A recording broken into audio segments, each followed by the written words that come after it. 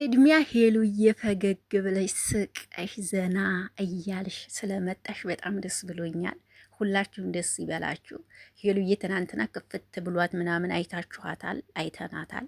ዛሬ ላይ ግን ደግሞ ያየሁት በጣም ደስ ብሎኛል። እናንተም ደስ ይበላችሁ። እውነት ለመናገር እንግዲህ ትናንትና እንዳልክዬ ተሽሎኛል ብሎ መጥቷል። እንግዲህ የታመመበትንም ደግሞ እንደዚያ የሆነበትን ምክንያት ተናግሯል።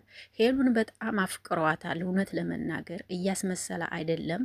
እውነት እያስመሰለ አይደለም እንዳልክ። እውነት ለመናገር አሁን ላይ እያስመሰለ አልነበረም።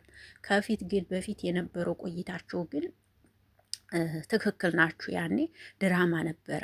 አሁን ግን እንዳልክ እያስመሰለ አይደለም። ሁሉም ጓደኞቹ ከዚህ በኋላ ራስህን ጠብቅ፣ ያንተ ካላት የትም አትሄድብክም እያሉት ነበር ማለት ነው። ሰምታችኋል ብዬ አስባለሁ ቪዲዮውንና እንዳልክ ሄሉን በጣም ወዷታል፣ አፍቅሯታል እውነት ለመናገር እና እንደው ሄሉዬ እንግዲህ አንቺ ታውቂያለሽ ብዬ አስባለሁ። ሰላም እንዴት ናችሁ? ደህና ናችሁ ወይ? ያለሁላችሁ ደህና ነኝ፣ አቢ ነኝ።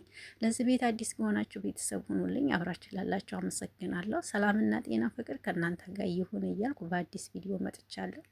ይህ ቪዲዮ ከተመቻችሁ ላይክ፣ ሼር፣ ኮሜንት አስተያየት እንድትሰጡ አክብሮትና በትህትና ጠይቃለሁ። ቤቴ ቤታችሁ ነው። የኔ ወዶች ስለምታበረታቱኝ አመሰግናለሁ። ስለምትሰጡኝ ነገርም አመሰግናለሁ።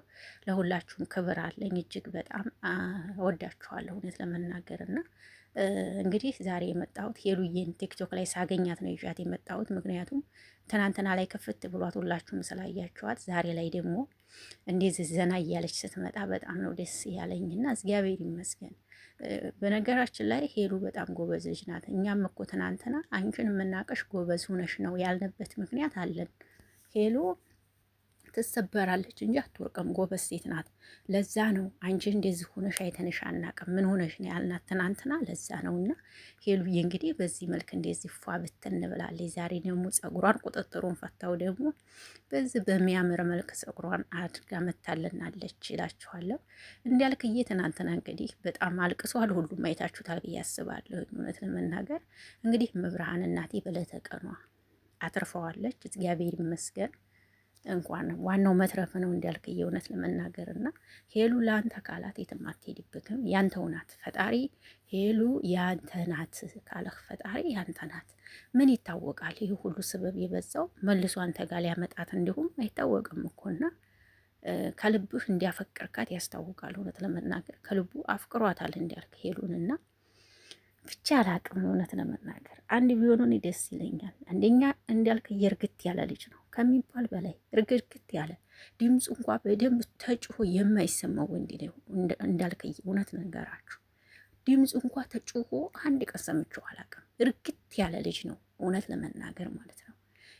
ካሜራ ላይ እንደዚህ እርግት ካለ ከካሜራ ጀርባ ደግሞ በጣም የበለጠ ደግሞ እርግት ያለ ልጅ እንደሚሆን ተስፋ አለኝ ማለት ነው እና ሄሉዬ ደግሞ በጣም ቆንጆ ልጅ መናገር የኔ ውድ እህት እውነት የምነው ምላችሁ እሷ በራሷ እኮ ቪዲዮ እሷ ብቻ ራሱ ይበቃል። እውነት ለመናገር እኔ በጣም ነው መወዳት ማከብራት እና ሁሌም ስቃ ተደስታ እንዲያት ነው የምፈልገው። ሄሉዬ ሁሌም ሳቂ ተደሰች የኔ ልዩ እህት። እኔ በጣም ነው የምወድሽ እውነት ልንገርሽ፣ በጣም እወድሻለሁ በእውነት ብርቱ ነሽ አንቺ ነሽ። እንዲሁም ሁሉን ነገር የምታስተምር የሚያስባለሁ ከአንቺ ነው እንዲሁም ብዙ ነገር የተማርነው። ያ ወንድ ልጅ መጥቶ አፈቀርኩ ብሎ ልብ ሰብሮ ቢሄድ አንቺን አይተን ተስፋ እናደርጋለን ብዬ አስባለሁ እውነት ለመናገር እና አንቺ በእለት በጣም ብርቱ ሴት ነሽ፣ ጎበዝ ሴት ነሽ፣ ጠንካራ ሴት ነሽ፣ የማትሰበሪ ጀግና ጎበዝ እና ለእኛም ለጉዛቻችን ትምህርት ትሆኝናለሽ ብዬ ነው የማስበውና እግዚአብሔር ከአንቺ ጋር ይሁን። እግዚአብሔር ካለ ድንግል ማርያም ካለች ኪዳነ ምሕረት ካለች እንዳልክ ላንቺ ብታረገው እኔ ደስተኛ ነኝ። እንዲሁም ከዛ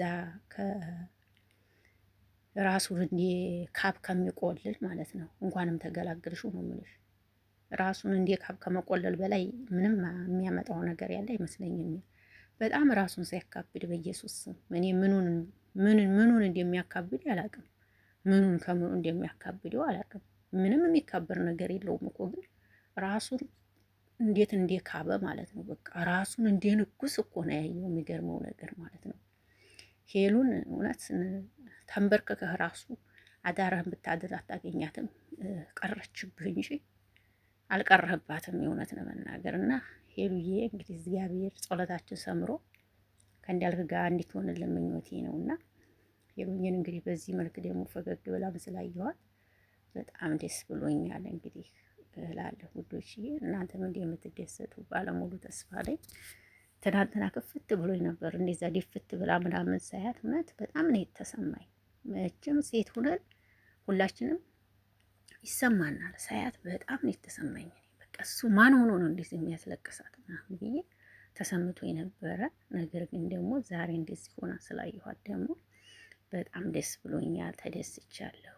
ሄሉዬ ሁሌም ፈገግ በይ፣ ሁሌም ሳቂ፣ ሁሌም ተደሰች ለማለት ነው የመጣሁት። ውዶች እወዳችኋለሁ፣ አከብራችኋለሁ። እንግዲህ ሁላችሁም ሀሳብ አስተያየታችሁን እንደምትሰጡ ባለው ሙሉ ተስፋ ነኝ። ሄሉዬም በዚህ መልክ ደስ ብሏት ፈካ ብላ ስላየኋት እኔ በጣም ደስ ብሎኛል እና እናንተም ደስ ይበላችሁ ለማለት ያክል ነው እንግዲህ ብቅ ያልኩት።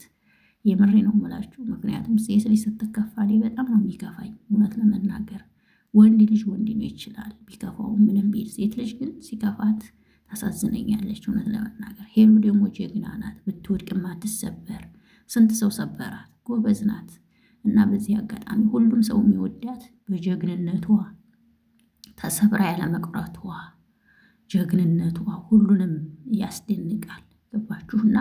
ሁሉም ሰው ነው የሚወዳት። እንደሷ ብርቱ ሴት የለም። የምርስ ነገራችሁና ሄሉ ብርቱና ጀግና ጠንካራ ሴት ናት እላችኋለሁ ማለት ነው። እና ዛሬ እስኪ ምን እንሰማለን የሚለውን አብረን እናያለን። ውድ አድማጭ ተመልካቾች ቪዲዮ ይህን ይመስላል። ከተመቻችሁ ላይክ፣ ሼር፣ አስተያየት ስጡ። እወዳችኋለሁ፣ አከብራችኋለሁ። በሌላ ቪዲዮ እመጣለሁ።